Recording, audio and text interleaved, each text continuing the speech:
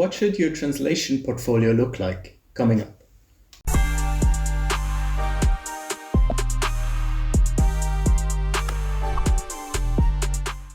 Hello and welcome back to the Freelanceverse. Thanks for coming back to the channel once again. It's been a while since I made like a proper sit-down video, so I feel a bit out of practice.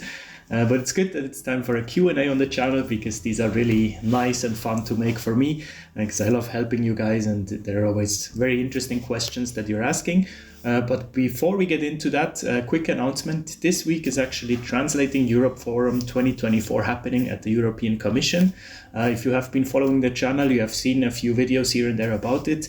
It's always one of my favorite industry events because it's very much focused on the industry and not on brands, it's not really a trade fair, but rather really a focused translation industry. And I've been invited back this year graciously for less talking this time, but I'm actually chairing a panel. So I will be hosting a panel, the Young Professionals panel. I will be welcoming Monica, Alessio and Kai on stage. I'm going to show you a promotional picture here, so if you haven't checked it out, definitely do. Especially Wednesday could be very interesting for you because it's the first time that they do an online newcomers fair that specifically focuses on new people in the industry looking for advice. So I'm going to link all down below, definitely check it out. I'm super excited for this year's TEF and maybe see you there. Now let's jump right into the questions. That's why you are here. As always, I'm going to take these questions from like previous Q&As, the live stream I made recently, and also from other videos. So if you want to be featured in the next one, just ask your questions down below. And while you're there, make sure to click the subscribe button so we can grow the community. It's almost the end of the year and I really would like to reach 35,000 freelancers. So let's make that happen. First question comes from Aminau MMA 373. Hi, thank you for your videos. I have a master's degree in translation studies and have just started as a freelancer. I have followed some of your advice, but I still do not get any jobs. I have contacted and registered myself on around 60 agencies and only got a few answers. One added me to the freelance pool, but never got back to me. I don't know what to do and would be happy for advice. Thanks for the question, Amina. That is such a good question because it resonates with a lot of people out there.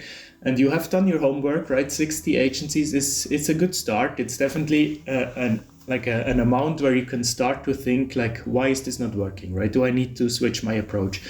Now, I'm just going to put myself in your shoes, right? What would I do in your situation? This is the point, at least at like when I cross the 50 agency threshold and nothing happens. That's when I would start asking questions, right? Why is this not working? Do I need to change something? Do I need to change my approach? The one thing I would definitely recommend to you, if you haven't done it yet, research people in your language combination, preferably even in your specialization, and reach out to them. Try to make contacts with other colleagues, with other translators. Now I'm not talking clients because now we need to kind of reverse engineer what's happening here, right? Maybe your CV is not good. Maybe your marketing material is not where it should be. Maybe how you approach agency is not good. It's not good. It's just maybe not the right strategy in your area. So I would definitely reach out to colleagues and talk to them. Like, what's their approach? Can they take a look at your marketing material? Maybe how did they find their footing in the industry? And that's how you can gather new ideas. Because one thing that I see is getting harder and harder is for people to break into the industry as a generalist that works for agencies, right? You need to find kind of a different edge, a different creative strategy to find clients. That would be the next thing I would do. I would, next to doing a lot of volunteer work and a lot of unpaid work to build a nice portfolio so you're not a beginner anymore, I would also start like creating in your mind the perfect client, the perfect end client that you would work for potentially, and then try to find these companies online and try to connect with them, try to talk to them.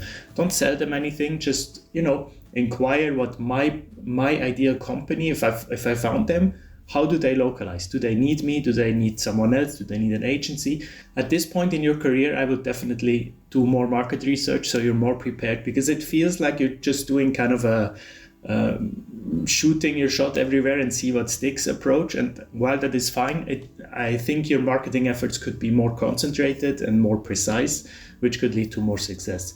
If you have more questions, reach out to me directly on LinkedIn. I have some ideas we could try out. Next question comes from Thedorian1. Hi Adrian, thank you so much for all the useful information you put out there for us. My question is whether it's possible to start a translation career with a degree not relevant to translation, international relations in my case, and a free online course anyone can take. For example, one from Translators Without Borders. Another question I have is what's the best way to start finding jobs with less common languages, such as Slovenian or Hungarian? Thank you. Great question there. I'm going to focus on the first one here. That's definitely possible. It's even a lot of clients that I know prefer if you have a very specific degree and not a translation degree.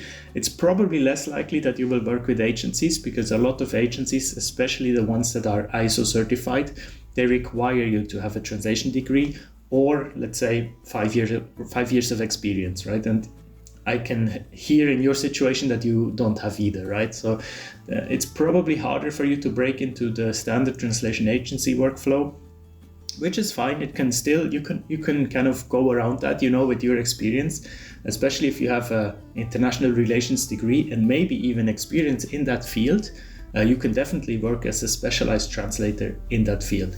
So you would probably look at politics, right? Political translators. I have a video on that, a specialized episode. I'm going to link it up here if you want to check in with that. You might even look into what's possible in terms of working for the Commission, for the European Parliament, etc. So it's definitely possible to break into that. So that's a first step. As to your second question, I would like you to refer to the answer I just gave to Amina in the previous question, because exactly the same applies. I would encourage you to talk to people with these languages in the industry and see how they made it, and maybe they can use help. Maybe you can offer them like free trials. Maybe they have a client that they have too much work, and you can offer them, if you have something that you can't deal with at the moment because of tight deadlines, I could do it and then send it to you. You could give me feedback and deliver it, So you get some real first-hand experience and you get a nice working connection with some people. Next up, we have a question from Olorin Sirdan. Hello, Adrian. I'm new on your channel as well as to freelance translation. Welcome. Nice to have you here. And I'd like to pose a question, if you don't mind. How do translators plan their vacations in terms of finances? I mean, suppose one wants to spend a full month away from the office. What can help this person to make a good savings and planning in terms of money? I know this kind of question is not exactly from the field of translation, but from finances. But since you're experienced with the life of a freelancer, I thought you might have some personal advice for it. Thanks for anything. I appreciate your time and kindness in advance. Thanks so much. That's so politely formulated. Thank you very much. It's definitely a valid question, so don't apologize for that. Your time off it's actually a really good question because as a freelancer, you're not paid when you're not working, right? You can only really monetize your time that you're doing billed work. Unless you have other people working for you, then suddenly you can multiply that, right? If I have suddenly jobs that, as I just said in the previous question, if I have something that I can't do, I could ask a colleague to do it and then deliver it in my name. Of course, I need to make sure that it's up to my standard, but that's kind of the only way that you can scale as a freelance translator. Other than that, you're just billing for the time that you're spending. And in that case, the only way to scale is to raise your prices, become more and more of an expert, so you can be unmissable for your clients, right? They need to pay you well because you are just their experts. That's a really hard way to get there, but that's the only way to scale. So in that sense, you have two options, and you should do both of them, by the way. It's not like either or. The prices that you're charging should ideally include the time you're taking off, and you should try to build passive income sources that generate money also while you're not working, while you're sleeping. Both are very hard, but both should be done as a freelancer, really important, because also you can't really rely on a pension saving plan as a freelancer, right? Especially where I live now. I mean, you can pay into a not a mandatory, the other, an optional pension scheme, but the return is just so bad that you might as well rather just invest your money on your own. So how I deal with it, I usually take more or less the same amount of days off during a year. It's usually around 40 working days, which is how many weeks? like 8 weeks, right? Yeah, I think so. 8 weeks time off. That's not only holidays, that's also factoring in when I'm not working because I'm sick, when I attend a conference, when I have other like family related issues or something, or if I just need a day off. So in my mind, when I do my yearly planning, I count with more or less 40 working days off per week, per year, no, per week. And because I count with that, I very much am aware of what I then need to charge so that this time is covered, right? So I kind of put the safety blanket in my prices per month. I know exactly what I need to earn on average per month. Of course, not every month will be that average, because sometimes, as you say, I take a month off or I go traveling for 2-3 weeks. So a freelancer's earnings is usually fluctuating. For me, it's actually relatively stable. So I'm usually on a level where I want to be, and then some months dip off because I take off. For example, December, I will take half of it off. So of course, I will not earn as much in December, but then I have an average that I know I need to, and I have an Excel file where I do my order management. So it immediately calculates the technical average of that month, of every month, and I know if I'm on track, right? And I'm usually above track, which is good, because you don't want to just be on track, you want to like grow your business. But if I ever fell under that threshold of calculated average needed money, that would cause a problem, and that would like entice me to act, right? In terms of planning, just make sure you plan far ahead so you can inform your clients. Every time I know that I will be off in the next weeks or even months, sometimes I have it in my signature, in my email signature, a little note. Hey, actually this week for Translating Europe Forum, I have it in my signature for a while.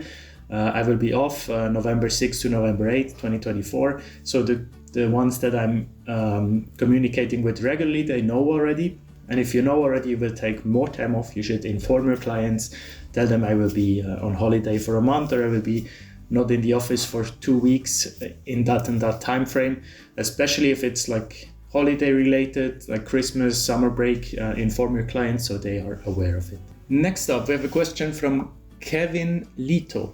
Hello Adrian, once again thank you for the inspiring videos. I myself recently graduated in linguistics and communication, and I'm aspiring to pursue a career within translation with Swedish, English and Spanish. However, you have mentioned translation portfolios on your videos several times. Could you explain how a translation portfolio looks like, what it should contain and so on? I've only seen portfolios for graphic design and similar fields. Thank you. Okay, so a portfolio for translators looks different than a portfolio for design or graphics, because they are like super polished, beautiful. You're actually showing your skill as a graphic designer, right? As a translator, you're not doing that. No one cares about design. You can, of course, if you have worked, like some of my marketing colleagues, they worked on beautiful, catalogs or graphs or ads, for example. And if you're allowed to use them because they are impressive, they're nice, right? But for me, for example, my portfolio simply looks like it's just text, right? What you want to include for translators is more, you want to show off your technical abilities, you want to show off your expertise in different markets, or in one market if you're very specialized. You want to show your different registers that you're able to use, and you want to show off your different language combinations. So what I would recommend to you, if you have Swedish into Spanish and English into Spanish, I think, or maybe vice versa, but let's go with that. Just let's say you have 2 language combinations, Swedish, Spanish, English, Spanish. You would have maybe 2 sections in your portfolio, Swedish to Spanish and English to Spanish, and within them you have one text that is very technical, one text that's very conversational, and maybe one text that is showing off your skills in a certain expertise. I would say 2, maximum 3 texts per language combinations, and then you just write a short paragraph introducing the text. You say, this text is about this and this topic, it's aimed at this target audience. So during my translation process, I had to pay special focus on writing in this and this tone, so it's applicable for this audience. And then you have the source text and the target text in there. What you have to be careful about is copyright, right? If you have to talk to your clients, if it's a real text, if you're actually allowed to use it, I would always recommend to take out company names and just replace them by a square bracket company name, like a placeholder, or any numbers. I would also replace with just the square bracket numbers, because you don't want to give information that's not what it's about. It's about your writing skills, your comprehension skills, and your technical ability. We have time for one last question. Yes, we do. From Mariam Muhammad T5B. Hi Adrian, I am from Iraq and recently learned that a job like freelance interpreting exists. I wonder if it's feasible in countries like Iraq. I mean, does it work for all countries or just Western countries? Another point is that payment methods like PayPal are not supported in Iraq. Exactly, you basically took my answer out of my mouth. Of course, it's possible in every country in the world. The only thing that could be tricky is payment, right? Because things like wire transfer or PayPal is probably not possible in your country. And that's where, honestly, I can't help you with that. You have to reach out to your colleagues that work in this language. It's definitely possible, that's not a question. But you would need to look for Arabic, is it Arabic in Iraq? Probably, right? Arabic speaking translators working from Iraq, so you can actually ask, like, how do you get paid from Western countries? Because most likely we'll have Western countries as your client base, right? And not only, of course, but also. So it's definitely possible. I'm not sure how it works, but there must be a way. I mean, people do it. I actually know personally a translator who lives and works in Iraq, and she does it. So it's definitely possible. It shouldn't scare you where you are. This is exactly the beauty of our job. It's a global job. We can do it from anywhere. The only thing you have to be careful about, or you have to work out before you start, is payment. Exactly. So I would advise you to go on LinkedIn to look up people in your area that do the same thing that you want to do and reach out to them and talk to them. I feel like this tip has come now back to a couple of questions, and it's the power of networking. That is why we do it, and that's also why I go to conferences like Translating Europe Forum. Connections are key. Like, you have to make, like, even if you don't think it will lead somewhere, but you have to get the ball rolling a little bit, even if it moves only slightly, but it can go on and on and on, and it can snowball into something big.